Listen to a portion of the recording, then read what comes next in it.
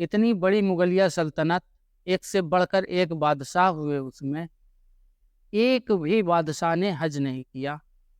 अकबर से पहले हुमायूं, बाबर, हुमायूं, अकबर, जहांगीर, शाहजहां, औरंगजेब और बाद के मुगल बादशाहों ने एक भी बार हज के लिए नहीं गए।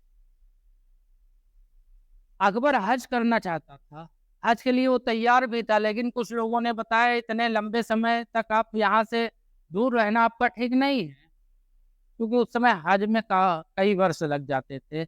गुलबदन बेगम जब हज करने गई थी, जो अकबर की बुआ थी, तो 7 वर्ष में वो लौटी थी। इतना वर्ष तक अगर मुगल शहंशाह गायब रहता दिल्ली से या अपनी राजधानी से, तो उसकी सल्तनत में क्या होता, इसका अनुमान ही किया जा सकता है। बीमार पड़ता था बादशाह, तब तो बच्चों में प्रतिद्वंदिता, जो अब संघर्ष प्रतियोगिता शुरू हो जाती थी, मैं शासक बनूंगा, मैं शासक बनूंगा। मुगल काल में उत्तराधिकार का युद्ध आपने देखा 1658 में, किस प्रकार भाई भाई आपस में तख्त के लिए एक दूसरे के दुश्मन बने हुए हैं।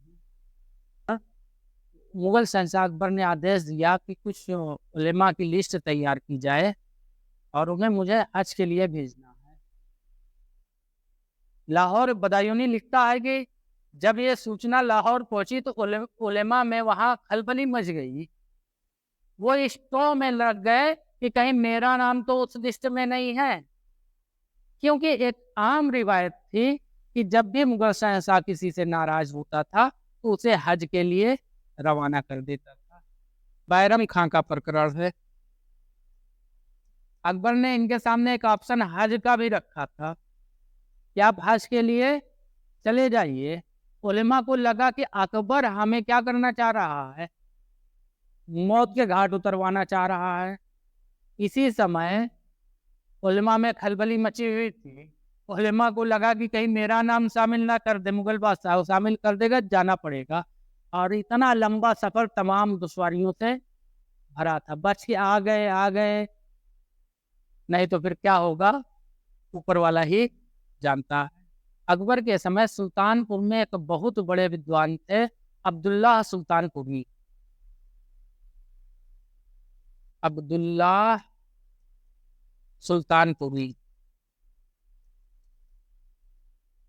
जब देखा कि अकबर लिस्ट तैयार करवा रहा है, तो इन्होंने एक फतवा जारी किया कि आज के दौर में हज क्या हो गया है, साकित हो गया है। उनसे प्रश्न किया लोगों ने, क्यों? उन्होंने कहा 2 मार्ग है हज को जाने के लिए। एक मार्ग समुद्र से होकर जाता है और दूसरा मार्ग जाता है स्थल से। समुद्र मार्ग पर कब्जा है किसका? पुर्तगालियों का।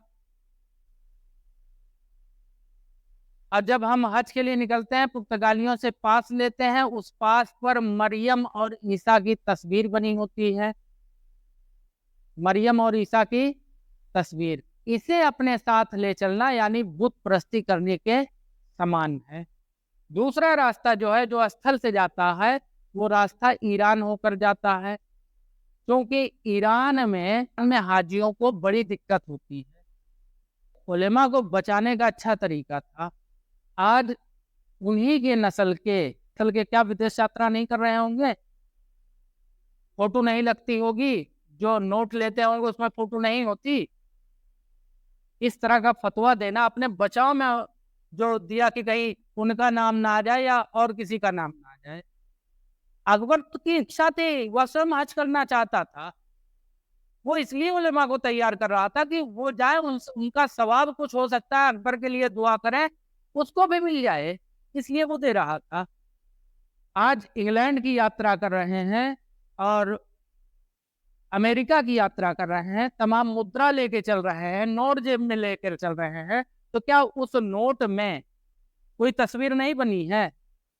अकबर की बुआ जब हज करके लौटी, गुलबदन बानो बेगम 7 वर्ष बाद लौटी, तो अपने लड़के जहांगीर को, जो उसका सबसे अजीज था, उसको कहा कि तुम जाओ राजस्थान से उन्हें पिक करो उनके स्वागत के लिए। लेकिन लेखकों ने ऐसा लिखा कि अकबर को बना दिया क्या, इस्लाम का शत्रु। अकबर इस्लाम का शत्रु नहीं था, बल्कि इस्लाम की ओरिजिनल आइडियोलॉजी को मानने वाला शासक हमें मध्यकाल में अकबर ही दिखाई पड़ता है।